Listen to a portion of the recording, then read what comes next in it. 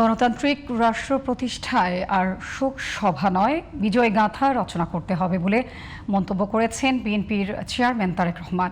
সকালে রাজধানীর কৃষিবিদ ইনস্টিটিউটে জুলাই যোদ্ধাদের সাথে মতবিনিময় সভায় এমন মন্তব্য করেন তিনি। তারেক রহমান বলেন, জুলাই আন্দোলনে যারা অংশ নিয়েছিল তাদের স্বপ্ন ছিল গণতান্ত্রিক ও নিরাপদ রাষ্ট্র। তাদের সেই স্বপ্ন বাস্তবায়ন করতে হলে নির্বাচন গুরুত্বপূর্ণ। জনগণের রায়ে সরকার গঠনের সুযোগ পেলে জুলাই যোদ্ধাদের জন্য আলাদা অধিদপ্তর করা হবে বলেও জানান বিএনপির চেয়ারম্যান। মনিরুজ্জামানের রিপোর্টে দেখুন বিস্তারিত।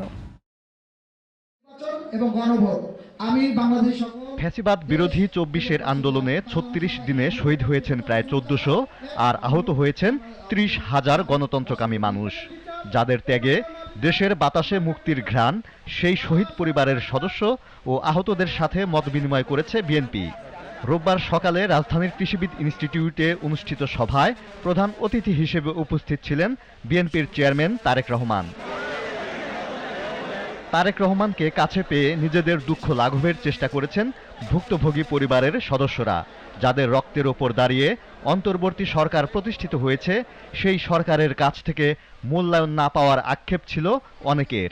আমার বড় ছেলে তো আমাকে ছাড়া গেছে, আমি কি নিয়ে বাঁচবো?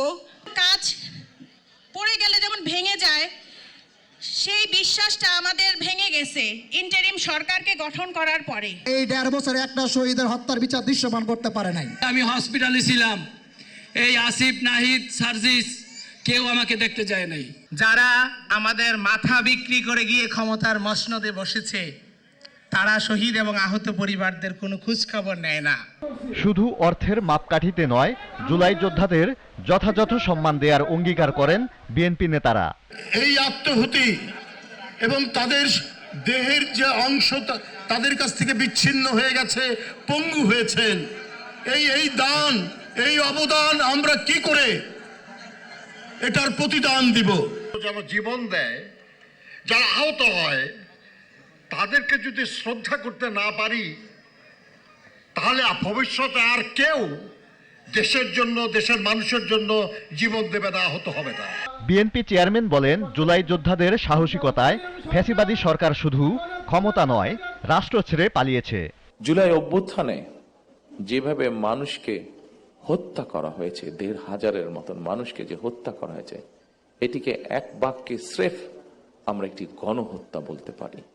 যারা স্বাধীনতা রক্ষার আন্দোলনকে দলীয় স্বার্থ রক্ষার আন্দোলনে পরিণত করতে চায়, তাদের সম্পর্কে স্বাধীনতা প্রিয়, গণতান্ত্রিকামী প্রিয় মানুষকে অবশ্যই সজাগ থাকা জরুরি। জনগণের রায় বিএনপির পক্ষে গেলে গণ অভ্যুত্থানে আহতদের রাষ্ট্রীয়ভাবে চিকিৎসা ও পুনর্বাসন করা হবে বলে জানান তারেক রহমান। মুক্তিযোদ্ধা মন্ত্রণালয়ের মধ্যে আমরা আরেকটি ডিপার্টমেন্ট তৈরি করব, যাদের দায়িত্ব হবে এই মানুষগুলোর দেখভাল করা। ফ্যাসিবাদ বিরোধী আন্দোলনে বীর শহীদ এবং আহত এবং হতাহতদের প্রতি রাষ্ট্রের অবশ্যই দায়িত্ব রয়েছে। জুলাই অভ্যুত্থানের স্বপ্ন বাস্তবায়ন করতে হলে জাতীয় নির্বাচন গুরুত্বপূর্ণ বলে মন্তব্য করেন বিএনপির চেয়ারম্যান। আমরা যদি একটি নিরাপদ গণতান্ত্রিক বাংলাদেশ প্রতিষ্ঠা করতে ব্যর্থ হই আগামী দিনে, তাহলে এভাবেই আমাদেরকে শোক সমাবেশ আর শোকগাথা চলতে থাকবে।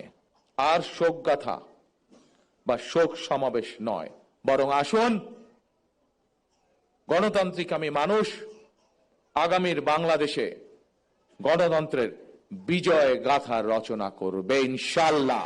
তারেক রহমান বলেন, ৭১ সালের যুদ্ধ ছিল স্বাধীনতা অর্জনের, আর ২৪-এর আন্দোলন ছিল স্বাধীনতা ও সার্বভৌমত্ব রক্ষার। Moniruzzaman, GTV news, Dhaka.